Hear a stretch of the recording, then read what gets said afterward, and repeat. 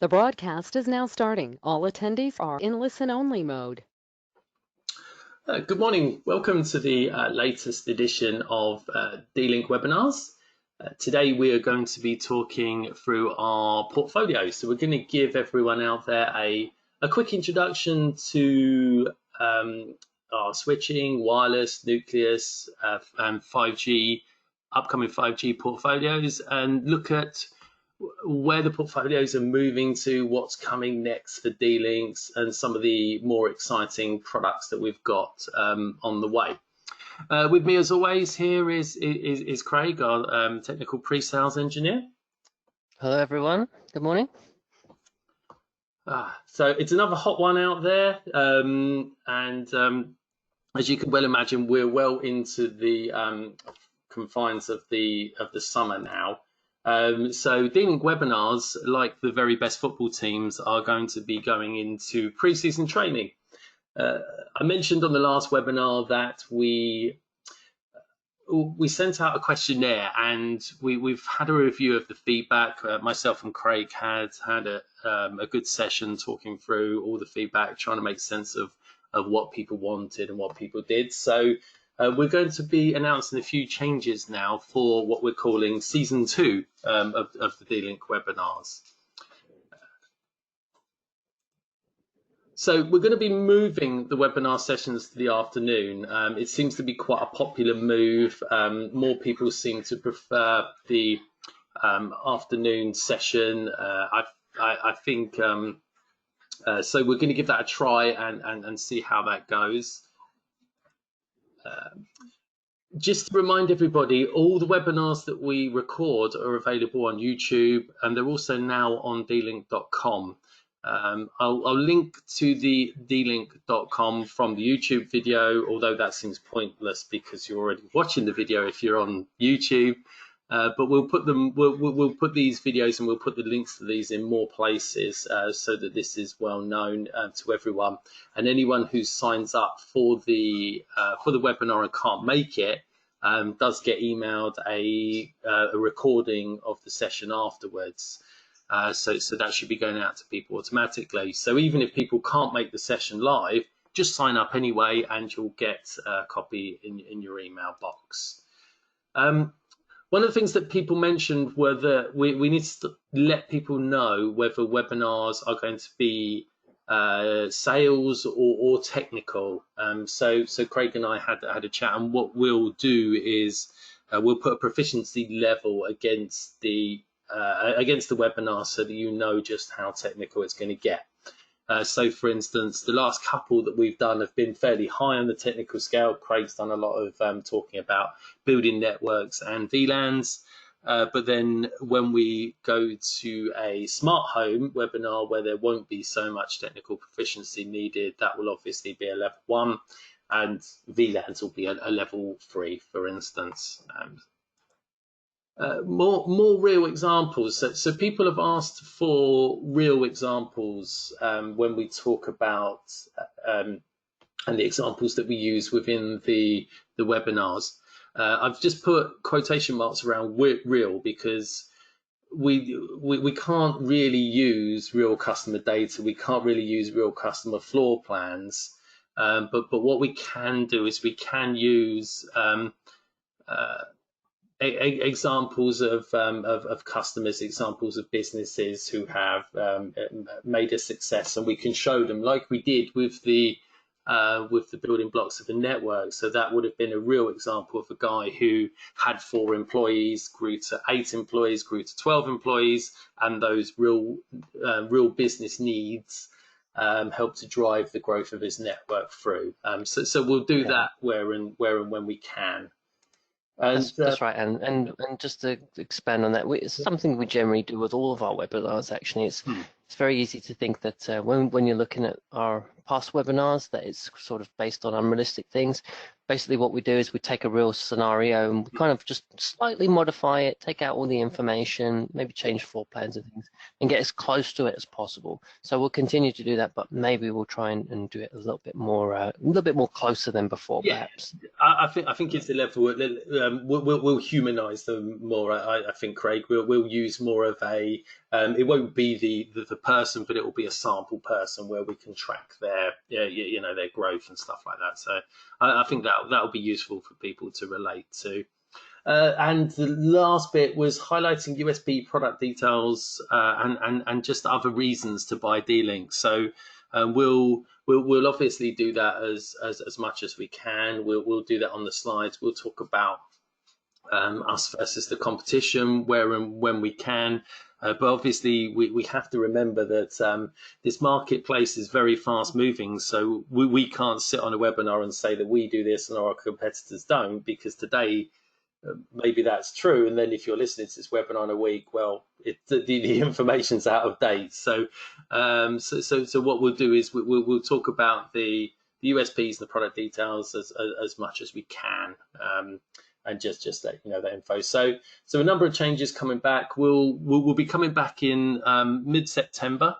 So watch out for that. Craig and I have already had a chat about some of the potential topics that we'll cover, and we'll obviously send out a few emails, and they'll all be listed on the events page on the D-Link website. Okay, so now into the portfolio review, and we'll start with switching. So just a quick run through the current D-Link switching range. Pardon me. We haven't put on the unmanaged switches because we don't really need to. We don't really need to talk about those. So we'll start with the 1100 series, because that's when the portfolio gets interesting and starts to introduce a number of features that you can see on here. The VLANs, the ability to use VLANs, the quality of service, the LACP, and all those other stuffs around the 1100 series. So that's really our smart entry into smart switching, would you say, Craig?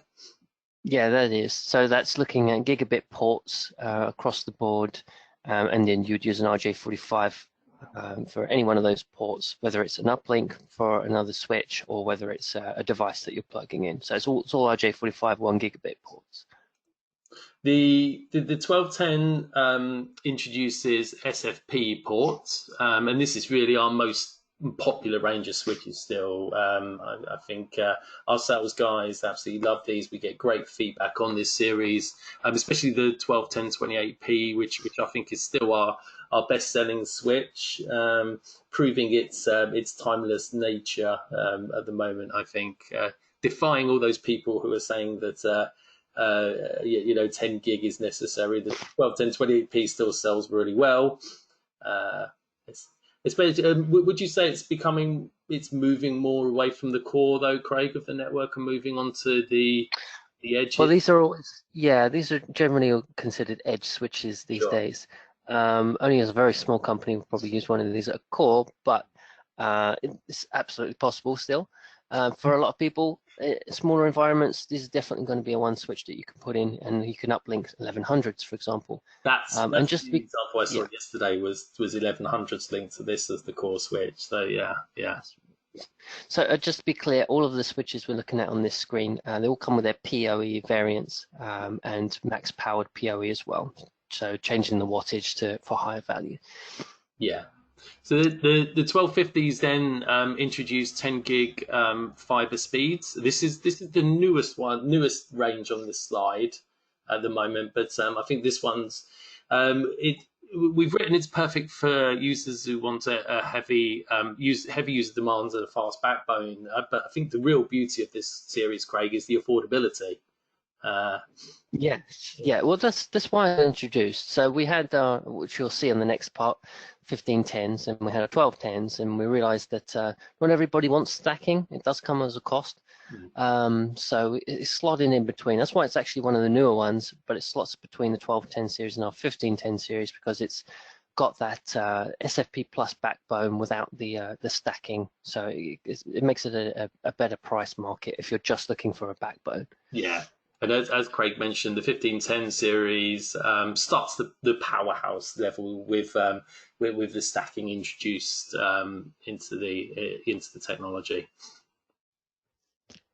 Absolutely, yeah. So that's where we can start building fully redundant systems where one switch goes down, doesn't bring down the rest of the stack, and you can start thinking about fiber uplinking and just making sure that you've got your 10 gig, 20 gig backbones with full duplex, and you can start going from there.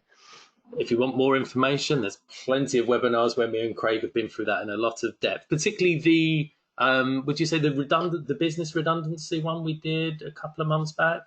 That would be great. Yes, absolutely. I think anyone looking for a redundant system should probably have a check of our last couple of ones, especially the building blocks of our networking as well. Yeah, we'll link those. I'll link those in the video description, so you can go back and have a watch of those. And then on to the fully managed series. So we've got the 3130s introducing the fully managed, and then the 3630s. So the real powerhouse. They're aimed at medium to larger size companies there with the power that they have available to them. Yes, so 3130s are very new as well. Probably a year old now, I guess, Alan. Maybe a little bit older, perhaps. They were light joints, so they're a little bit over a year, I believe. Yes, a little bit over a year. Yeah. So they're full layer 3 managed switches. They can do DHCPs, DHCP servers, and screening as well on each of the switches. And obviously got that 10 gig backbone SFP plus and PoE variants as well. 3630 is slightly different. MPLS image if you have an MPLS network. Enhanced image if you need that full layer 3. Out of the box, the 3630 actually comes as a Smart Plus series switch, not a layer 3 switch. So there's a bit of a cost saving there as well. But if you do want that layer 3, it's literally just a case of making sure that you get the enhanced license for it to bring it up to a full layer 3 switch as well. Brilliant. Okay. Just to touch briefly on our core and data center switches. I think sometimes we're not quite so well known for these switches. So we're always keen to remind people that that we have them. We mainly have 10 gigabit variants in this marketplace, but we do have the 40 gig version of the enterprise aggregation switch, the DXS 5000. So we're just always keen to remind people that we do have these and that we can provide this this sort of level of network, a higher level for more data intensive needs, as it were. Absolutely, yeah. And just to be clear, 3400s and 3600s, these are the ones that we regularly put into secondary schools as a core switch. So all your fibers coming in, running the whole core of your network. And then you would have, say, 3130s, 3630s, that sort of edge switch. And then if you have CCTV, you would throw in a bit of maybe the 1510s or the 1250s or even the 1210s at that point as well. So it all kind of fits in somewhere in a larger environment, but these are your cores. And then a couple of aggregation switches. One of the new switches we have is in the DXS 1210 series, which we'll touch on a little bit more in an upcoming slide there. So anything you want to say about these ones, Craig? Or? Yeah, so aggregation switches. So if you're building a 10 gig network, you can throw everything back to one switch, and it's got the throughput to handle. So this is really about making sure that your switching backbone, your switching capacity, is there ready to handle your network. So as you have all the edge switches and the distribution switches sort of amalgamating a core, these are things that you can use as a core as well. But really it's about these big environments, and these big environments will have an aggregation switch that will then go back to a core as well. That switch for every need, as we always say. So what's coming? What's coming soon? What's coming for the rest of 2020 or potentially early in 2021? So we'll start off, as we mentioned on the last slide, the DXS 121028T and 28S are due for release by the end of this year, potentially, but no promise made there. So that is introducing 25 gig switches now. So we're going up from 10 to 25 gig. That's the next logical step. So it's that SFP plus area, enhancing that a little bit more. So having that as an aggregation switch where you've got a lot of data being pushed between the switches. Yeah, there's a number of reports out that 25 gig is potentially going to be a good growth area, because it's kind of like with the 1250s, isn't it, Craig? It's a stopgap between 10 and 100 or 10 and 40. Maybe you don't need the full 100 gigs, so 25 is a good compromise between the two. Yeah, absolutely. Yeah. So then we're on to we're introducing a new entry-level managed switches, the DGS 2000. So this will be the lowest cost managed switch that we have in our portfolio, and this is a similar decision to releasing the 1250s. So this will give people that entry-level piece that's probably missing from the D-Link portfolio at the moment. So the 1250s are entry level into the 10 gig space, and the DGS 2000 will be entry level into the fully managed switch space. Yeah, that's right. So there's been a little bit of a hole in our portfolio where people are looking for a fully managed network. They want to be able to do SMP monitoring. They want to be able to push scripts and things to the devices, configure them by a very simple command line. So in order to do that, you need full command line for all of your services, and that's where the DGS 2000 fits in. It's that last piece of the puzzle in the network at that lower end, that edge part. However, making it fully managed so that you can have full connectivity and changing, and that ability to be flexible. Yeah, the last one on the slide is the 10 gig unmanaged switch. This has been labelled.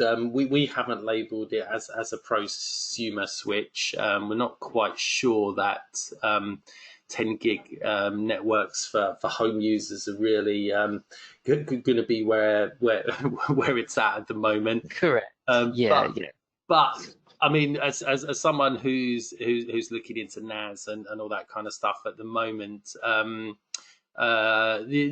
the market will get there, Craig, eventually, won't it? Under the guise of Wi-Fi 6 and maybe even 5G will push us in this direction. But it is. It's this one here.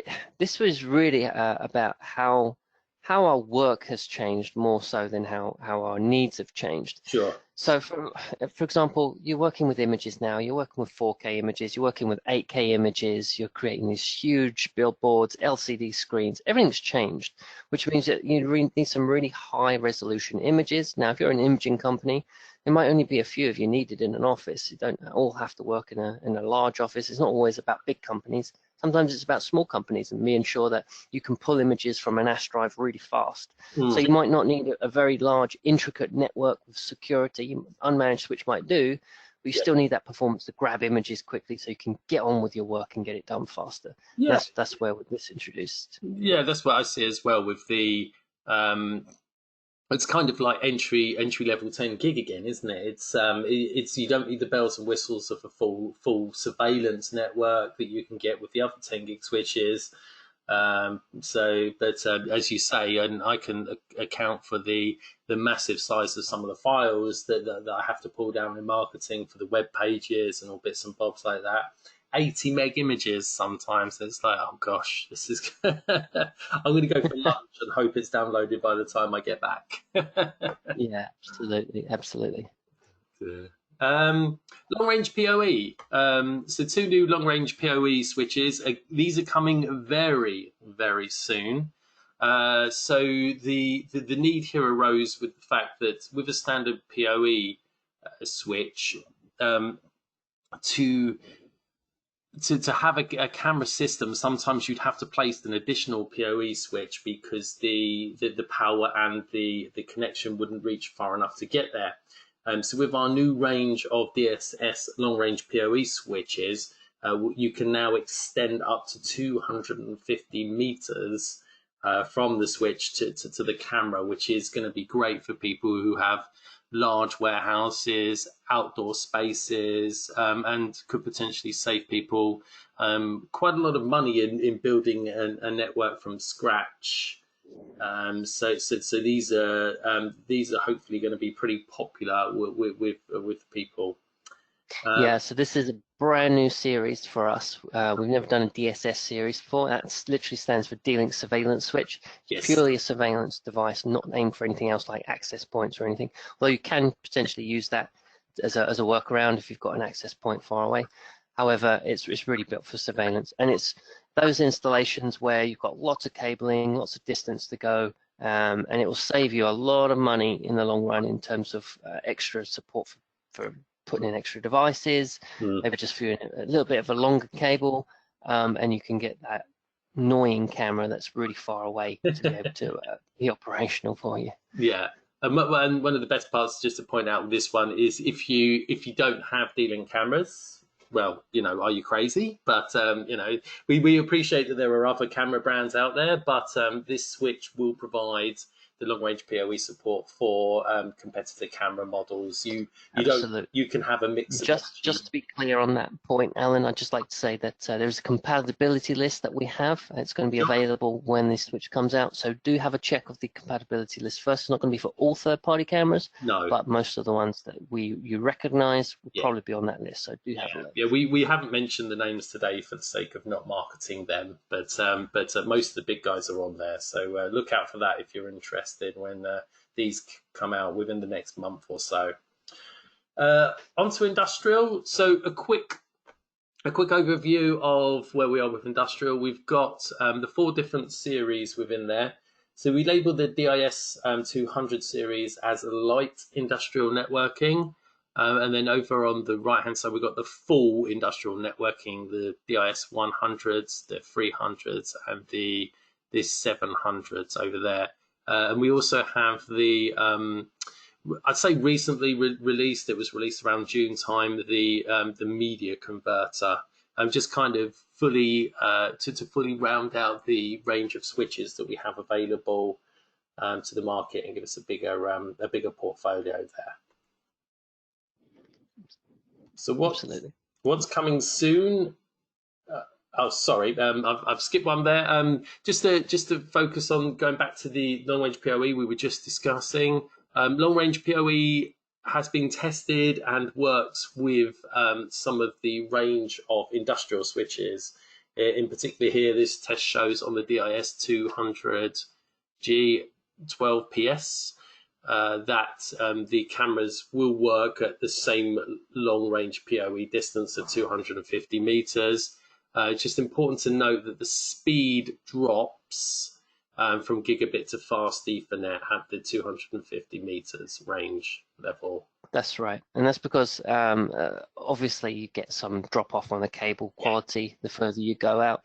A lot of people will realize that it's 100 meters. That's the normal typical distance that you can go. So what we're really doing with long range PoE is you're throwing it out at a gig and expecting it to drop off by the time it gets to the end. Hence why you really can only do cameras with it, because most cameras, 1080p cameras, 30 frames per second, won't need a great deal of megabits per second. So that's why it still works great. Now, the reason we're saying the DIS 200G has been long range, nothing's changed in the device. If you already have a DIS 200, it's already going to be able to do that 250 meters. It's just a standard that we checked with as we were creating the DSS switches, and we did a test and found out, yes, excellent, it does that too. So good times for us. A bonus if you've already got it. Absolutely, yeah. So what's next for the industrial marketplace? Well, you've got the 3 products on the slide here. So over on the left-hand side, the DNH200. We have a slide coming up on the DNH100, easy for me to say, which is the Nucleus Connect Hub. Well, we've got an industrial version of that, so we'll call it the industrial Wi-Fi controller. So that's going to allow you to manage your your Nucleus Connect APs across multiple sites without the need for a PC. So that's going to be very useful, and I think that will allow it to be used in these industrial type areas, Craig. So installing this in a freezer wouldn't be an issue, whereas it probably would be with a normal laptop or PC. So yeah. So just to be clear, that's basically the Nucleus Connect software that is running as an industrial Wi-Fi controller, and hence why it's not just going to be industrial for industrial switches. It's going to be all of our Nucleus Connect products that will be able to control. However, this one is placed in an industrial environment, so you kind of expect to use industrial Wi-Fi access points in that kind of environment too. But it is reversible. But if you do have a freezer let's say it's a science lab, if you do have a freezer, or you have research labs, and you have a normal office, you can still control it all from the one controller. You wouldn't need a separate one that was non-industrial. That's basically what I'm saying, right? Absolutely, yeah. Then we've got the access points to go with the controller. No point to have a controller and then nothing to control. So as you'd expect, we've got the DIS 2500 APs. They'll be coming soon, powered by PoE. So we're very much looking forward to getting those, because they will really round out the range there. And finally, the industrial 4G router.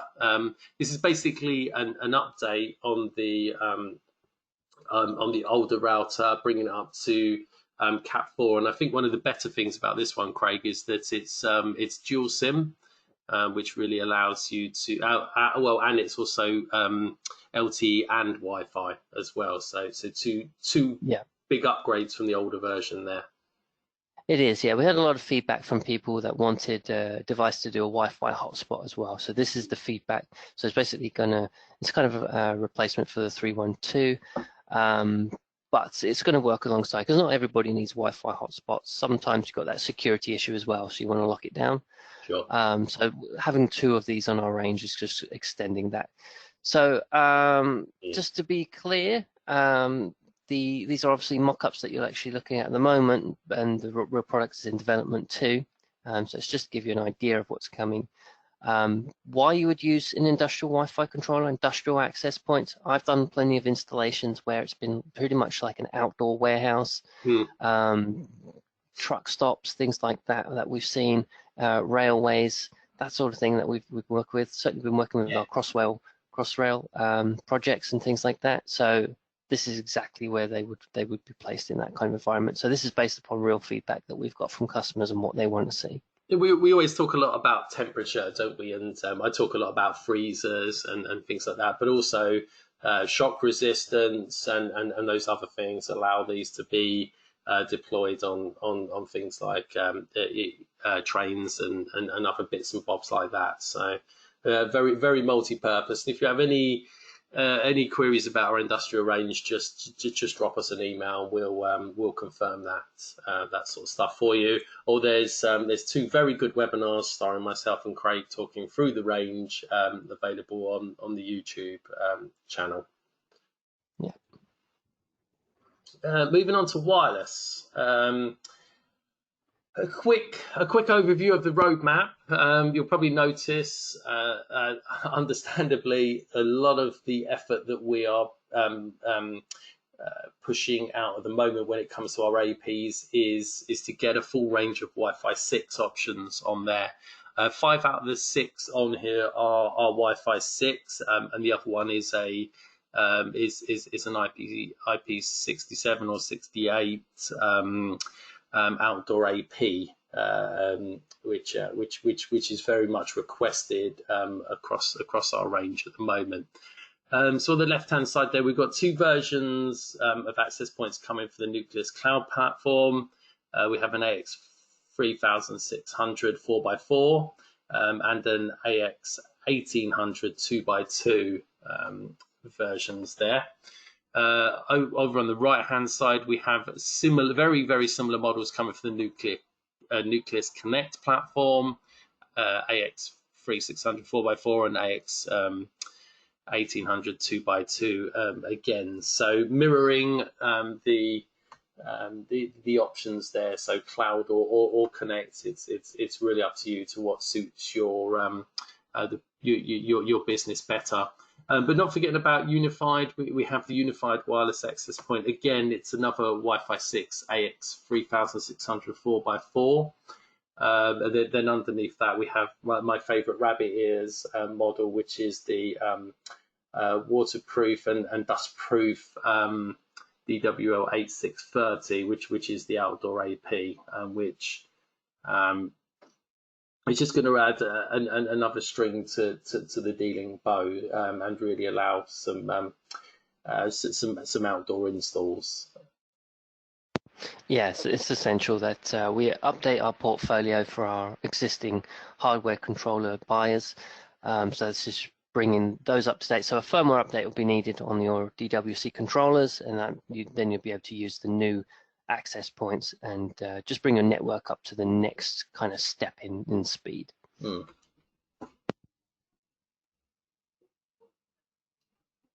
Okay, Nucleus Clouds. So just to look at what we've got coming on the cloud platform very, very soon, before the end of the year. To add to the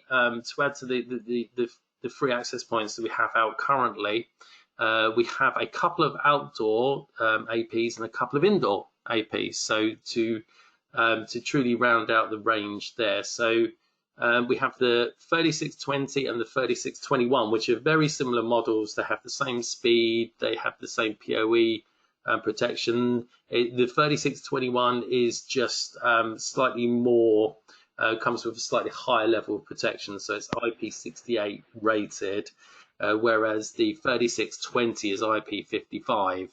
IP55 will be good in most situations that we have in the UK market, but the 3621 I think is just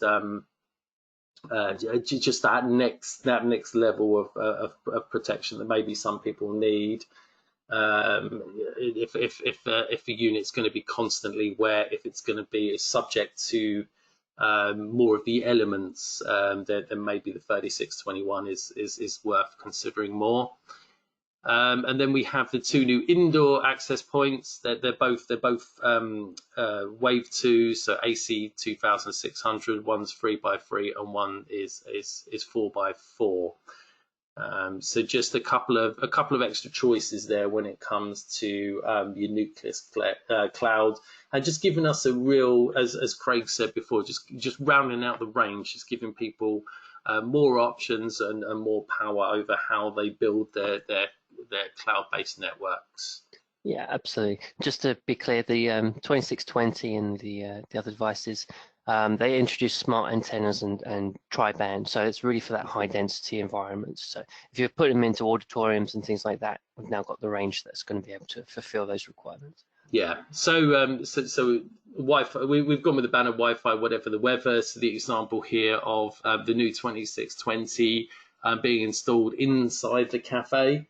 So as Craig said, building on really providing a great network indoors, and then we've put the 3620 outdoors, so the people outside can have a similar experience as those indoors, and just really enjoy that Wi-Fi network. So just like we said, just rounding out the Nucleus Cloud, so it's a proper all-encompassing portfolio range of products here. So we're particularly excited to get these outdoor portfolios.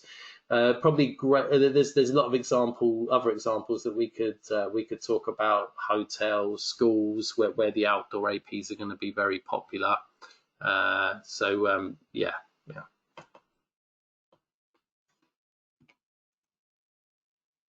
Moving on to Nucleus Connect. So we mentioned earlier the DNH 200. We couldn't go without mentioning the DNH 100. Again, released slightly earlier in the year, June, July time. So this is the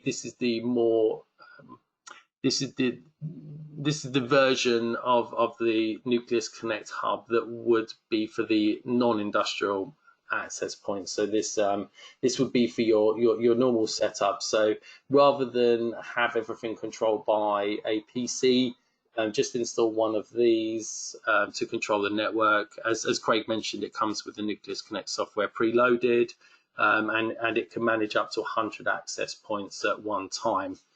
So don't suffer the blue screen of death on your old laptop that you're using to run the network now. This is a great alternative for this to run your Nucleus Connect network. Yeah, absolutely. And it really just takes away that piece of that configuration side, that finding the hardware, keeping it up to date, that sort of thing. Just makes it so much more easily manageable on your network. So 100 access points, no licenses involved in purchasing those. You'd be able to benefit from things like fast handover for certain access points. And it's really just all that local piece that also ties into our cloud network as well, which is coming very shortly, our single sign-on system, so that these devices will be able to be managed from your single signing cloud Nucleus account. New Nucleus Connect APs. You'll see the Wi-Fi for EU stamp on there. Craig and I had a quick discussion yesterday. We haven't really got time to talk about Wi-Fi for EU today, but if anybody is interested in Wi-Fi for EU, just drop us a question in the sidebar or drop us an email, and we can talk to you about that separately. But just to briefly mention here, the new APs here, the 3666 is an outdoor IP68 version, and the 2622 is the indoor version. So they're both Wave 2 AC 1200 devices. We've got the DAP 2620, which is our in-wall. I think it's best to explain that. So this is the unit that is very useful for hotels. It comes with an RJ45 connection at the bottom there, so you can connect your device straight to the access point.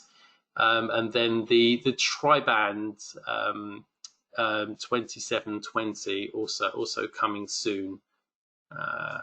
So again, just really rounding out the range of Nucleus Connect APs. I think that's what we're doing in 2020, Craig, across all of the unified cloud and connect platforms. It's just producing a wider range of APs to give people full choice. Yeah, absolutely.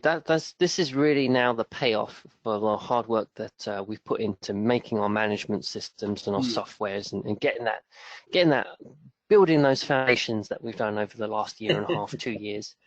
Now we're going to actually see some payoff where we can start expanding our range on those managed platforms, making sure they all tie in nicely. Yeah. So it's going to be a really good time for us, I think, now. Yeah, it's going to be good to be able to say yes, we've got that to all of the inquiries.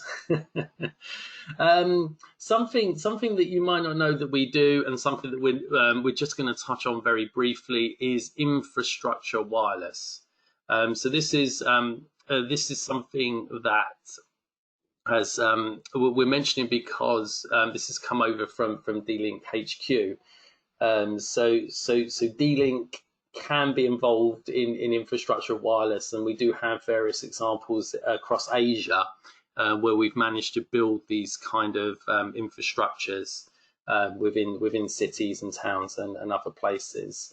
We're not going to dwell on it again today, but just for all of your knowledge out there, if you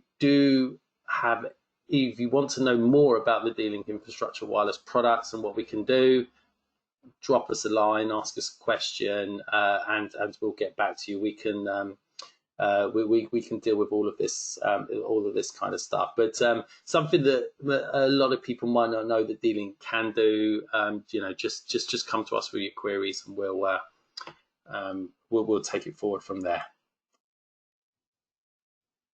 Business surveillance. We don't have a massive update in the business surveillance marketplace. Just to briefly go through the current portfolio. So we've got the 3 different cameras. We've got the 470, the bullet cameras, the 460 dome cameras, and then the 4.6 fisheye cameras. We have 2 to 5 megapixel variants in each of those. They all come with very similar sorts of specifications. The ability to compress video, WDR, a very similar range and portfolio there. It's just in terms of which camera is probably best for your solution. So the fisheye camera would obviously be best if you needed 360-degree coverage, or the bullet cam might be best if you need to point at a particular place and just keep an eye on that one area. Not really much to go through on the business surveillance portfolio. I think a lot of what's happened in 2020, Craig, especially with the current pandemic, is that we've concentrated more on the consumer cameras this year. I think that's fair to say. Yes, yeah, I think that's definitely a decision that was made. However, I think this is also, again, that payoff moment where we've now made some decisions in the past which has affected that piece where we can have 3 different looking cameras, but a portfolio of much more, probably about 12 plus cameras, what we're actually looking at here.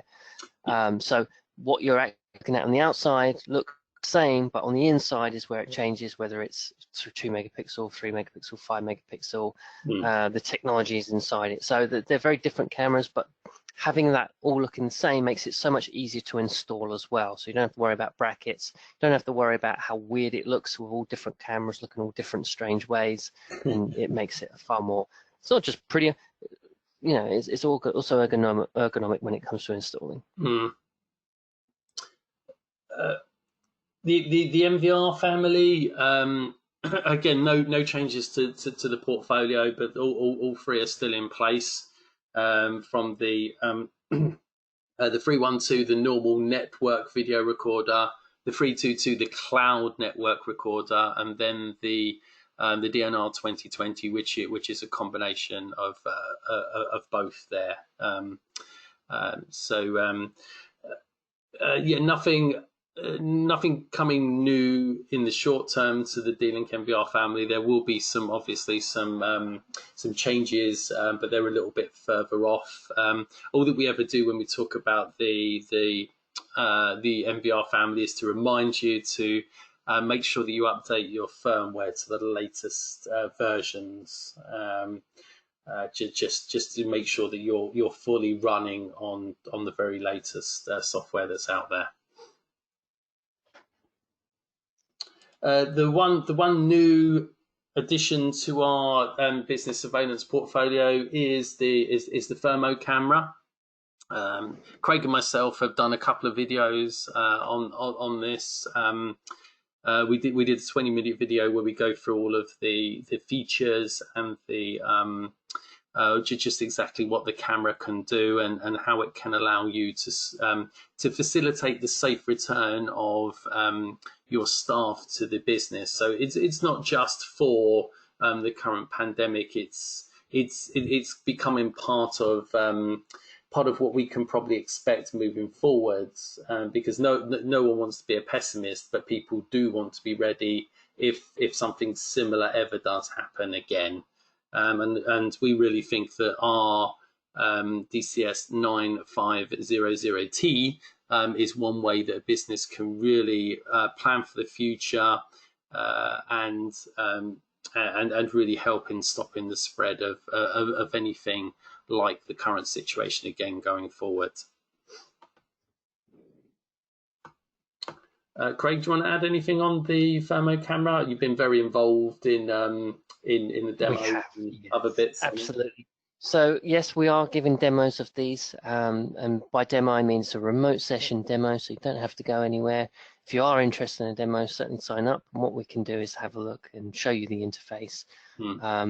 Yes, what we could probably do is explain what the black body is. So what you can see there is two cameras. One of the camera is a standard surveillance camera, one is a thermal camera, and what those do is they overlay so that you can get that facial recognition happening. The black body allows you to actually absorb all that ambient heat and the temperature, so it's like a reference model in that environment. So you have the camera and the black body looking at each other, and then when people pass through, what you're actually getting is some very handy AI, and then what that happens is it uses that information to match it up to a person. So here we can see that 75% match for Tom Smith, and Tom Smith, you can see, has got that over temperature. So it monitors over temperature, tells you as well. So if you enroll someone, say such as Tom Smith, it'll actually give you a verbal alert saying Tom Smith over temperature. So you don't even have to have anything looking at something all the time. It'll tell you it, just a speaker.